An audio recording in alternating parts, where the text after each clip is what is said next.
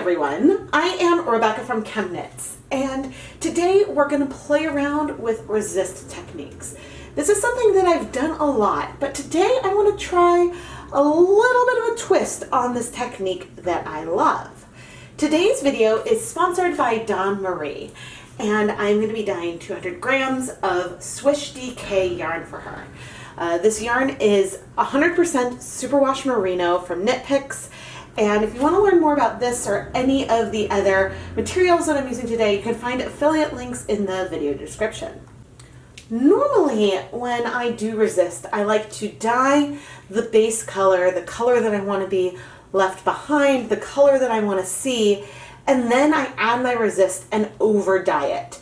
So then when we remove the resist, we see those brighter pops of color behind. But today, we're going to add our resist first. Dye the yarn in our dark color, remove the resist, see some white patches left behind, and then we're going to go in and over dye it to place color sort of exactly where we want at those different resist points. And I think it's going to be a lot of fun. Fundamentally, it shouldn't really matter the order that we do this, as long as the color that we do first isn't one that will bleed into the white sections once we do the second round of dyeing. I don't think it should be a problem. For the resist today, I'm going to use some of these reusable nylon zip ties. I love using these as just an extra tie on our yarn, but if you make it tight enough, you can also use it as a really nice resist.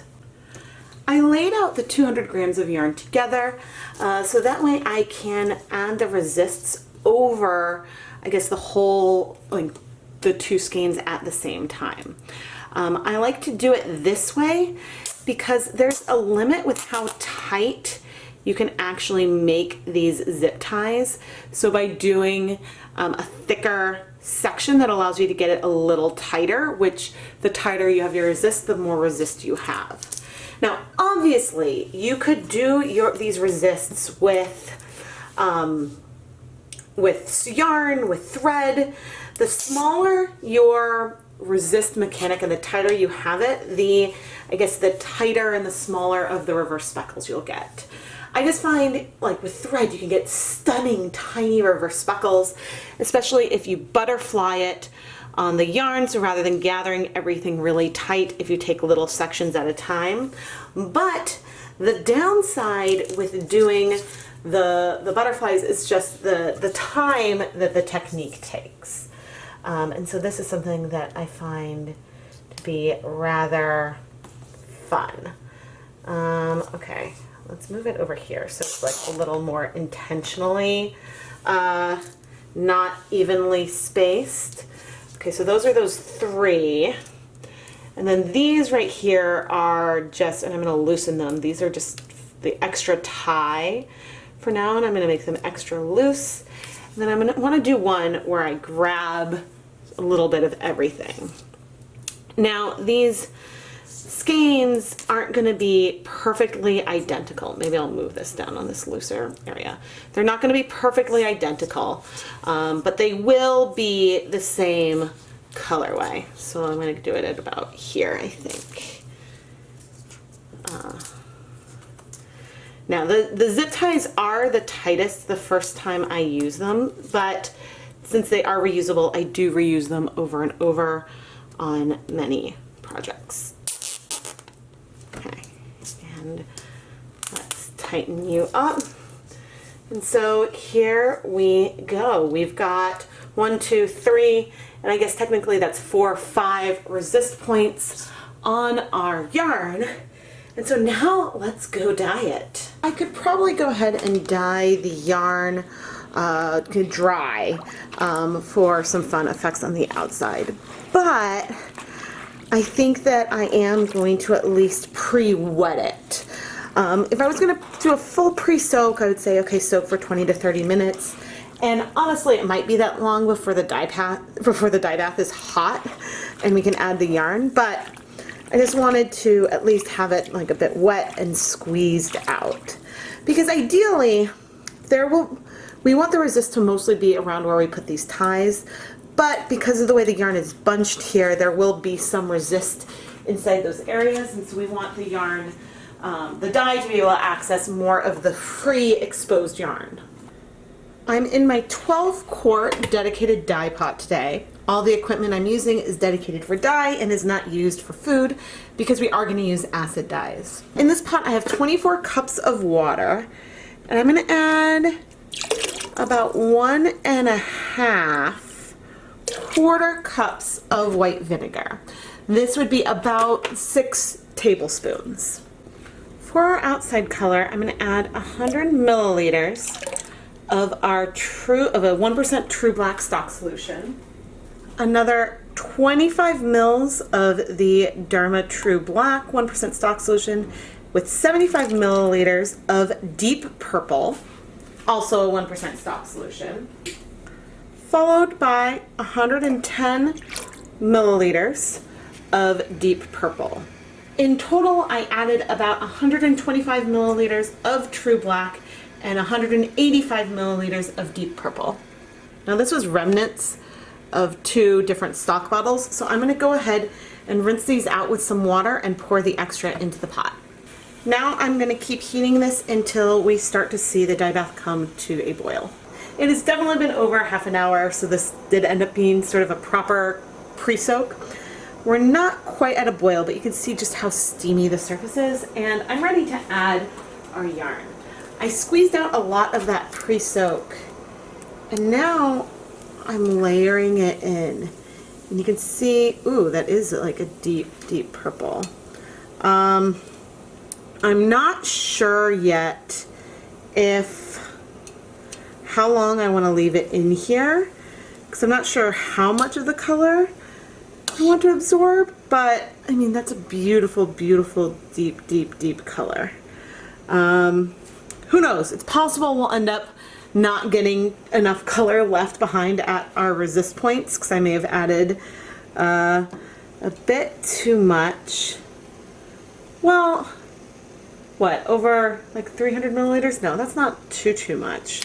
But I might go get a pan ready so that way I can remove this. Okay. It's only been about a minute, and instead of removing this fiber, because I really do want the color to set well and have that time, I'm going to go ahead and add a skein of dry Stroll fingering weight sock yarn as just a little yarn mop. And we can see that, I mean, there's definitely some color left, but a lot of the color actually is in our DK weight yarn already. You can see even sort of dipped in that color is more pastel. I am moving it around in the pot, and what's funny is it's so steamy I can't really even see the bottom.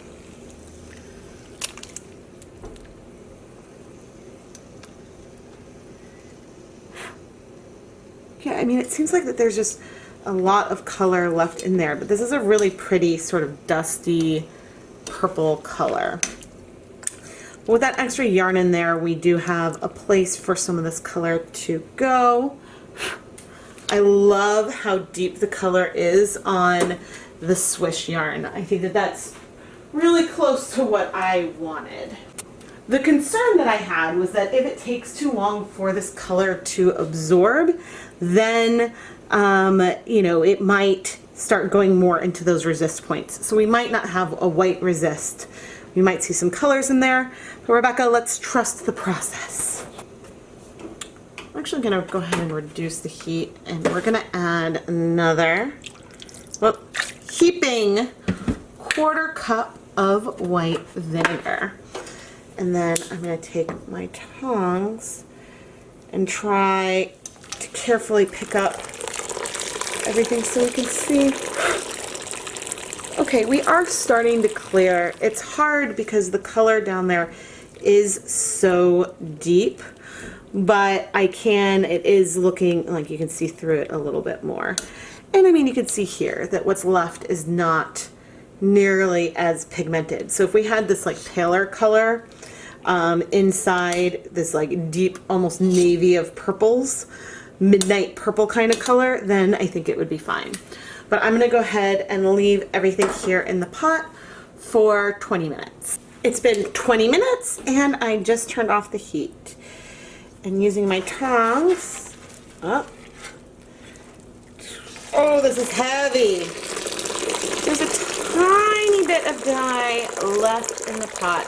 It is mostly though in our yarn. So what I think I'm gonna do is pull out our scroll, and I believe I popped a zip tie on there. I hope I did, otherwise that might be kind of tangled. But I'm going to set our resist yarn aside. All right, I've confirmed I do have a zip tie on this yarn. I am going to leave it in here as this water cools, just to soak up that leftover color. As for our hot resist yarn, as I pulled it out, we got a really wonderful surprise. Woohoo! We definitely got some white left there, and now I want to let this yarn cool completely before we remove these resist zip ties and plan the next dyeing step. We've got a cooled off, semi-soggy mess. I am going to work on removing these zip ties now so then we can wring it out. But oof, check out, that worked great. Some of the areas are a little paler around, but we've got that beautiful, beautiful white patch. Here is, okay, this is the Big Daddy. It is our, we run around everything here. But yeah, I'm seeing really nice, like the size of these white patches does vary, but I'm pretty happy. So if you do this with string or something, then you're going to want to really, really carefully cut it. And it might honestly be a little easier dry than wet. What's fun is that you can even see some resist on the zip tie from where it absorbed color. But this worked beautifully. There are definitely similarities in the resist points of these two skeins. Of course, they're not identical. So Dawn Marie, when you knit or crochet or weave with this yarn, you might want to consider alternating skeins every couple of rounds. But yeah, next comes our over dyeing step. And I'm really, really excited about this. Our deepest pigmented sections aren't going to take up very much color, whatever color we end up using. Some of these more medium sections might take up some pigment, and then the white definitely will. So we have to decide exactly how we want to do this. And we've got many options. We could immersion dye this in another color for another layer that then would show up bright on those sections. Or we could do something more random like low immersion and speckle on some color. It is the next morning, and in our dye bath I added 6 cups of water from our exhausted dye bath from the dyeing that we did yesterday. And now I am adding our resisted yarn in here. And I think that we are going to do some speckling with sort of a neon fluorescent color to give us some really nice pops of color on here. I am going to go ahead and add another 2.5 cups of our exhausted dye bath from yesterday. It completely cleared on the mop. There is a lot of acid in here. And it's nice to just reuse some of the water that I have been using already. Now I'm going to pop this on. I'm over 2 gas burners and let us come to sort of a low simmer or just below a simmer while on medium heat. That was fast. I'm going to reduce the heat to low. And I'm coming in with some Dharma Purple Pop. This color is beautiful. It does break, which is one of the reasons why I picked it. But I just have this powder just straight in the jar. Clearly I'm wearing a dust mask and a respirator right now. And I'm starting off by just lightly speckling this over the white areas that we have. The pink will spread. I know that from experience. I'm going directly in the jar. Maybe I should have aliquoted some of this out. I don't want my hands to get too steamy. If you introduce liquid into the container, that can be bad because like the dye could start clumping or something.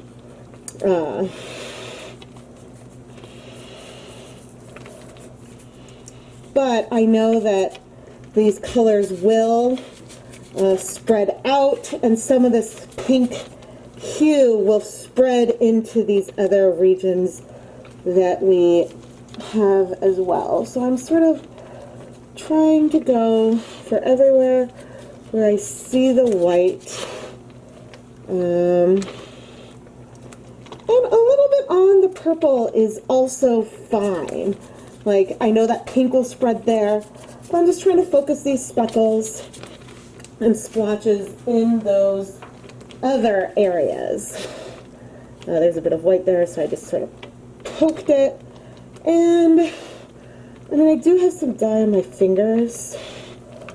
I guess I'm going to go ahead and just make sure things are reasonably submerged. This is introducing a little bit of color into some of those regions, and I am okay with that. We will be moving this around in a little bit. Okay, so I'm going to go wash and dry my glove off, and let's go ahead and wait 10 minutes. Jean-Marie, this looks so awesome. Let's flip the yarn over.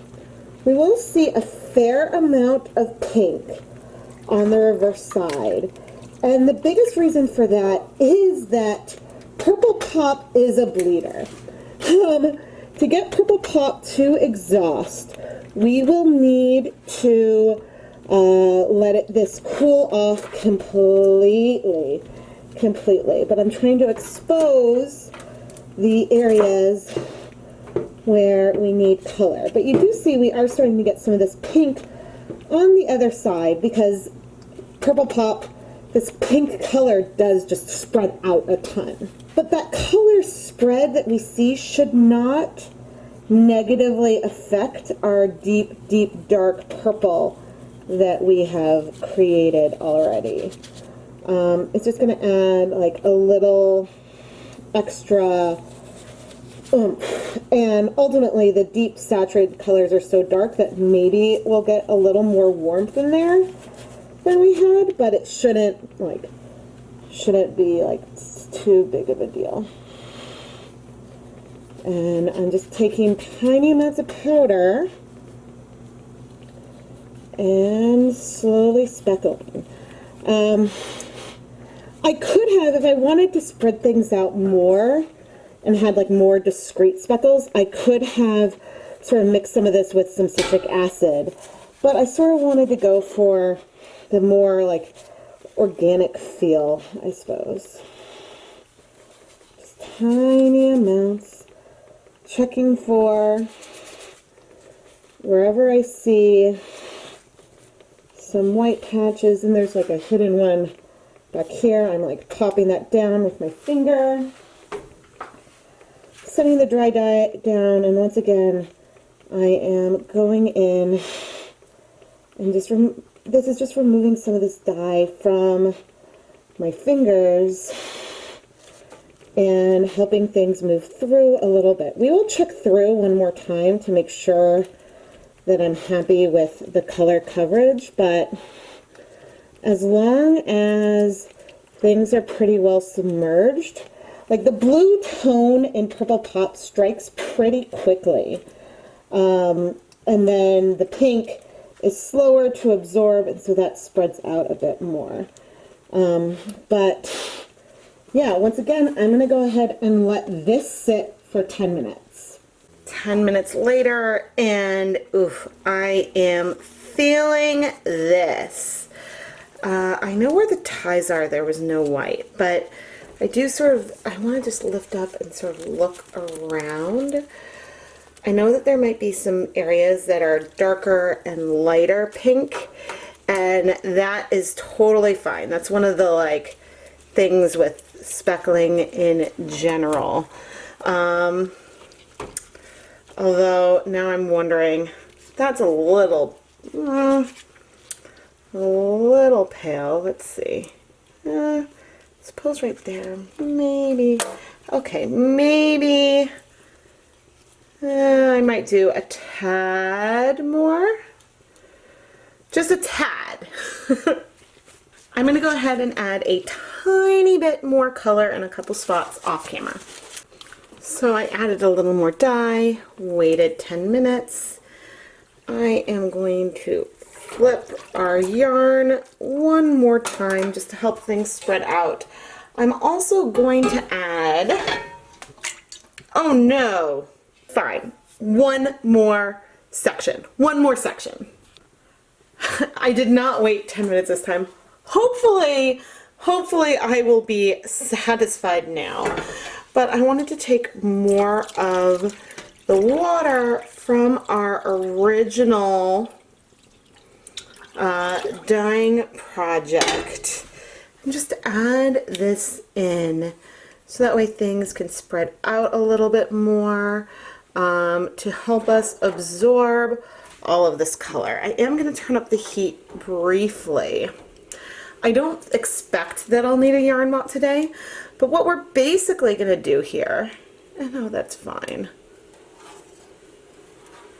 I'm also moving it around, so I didn't give a ton of time for the color to set on that one section, but you know, since there is now pink like all the way through and the yarn can move around a bit, we should be able to absorb this color, this leftover color, all over.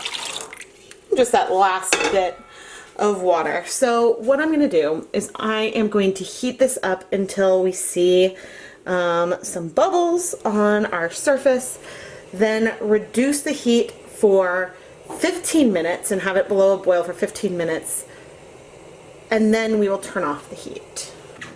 So just reflecting a bit while I'm letting this heat up, and I think that it's easier for me to apply a color to the yarn, then add a resist, and then over dye. It's risky because you can't really be sure about the total color coverage that you get, but I think what I like about that is that it's easier to see that the color coverage for that initial base is pretty even.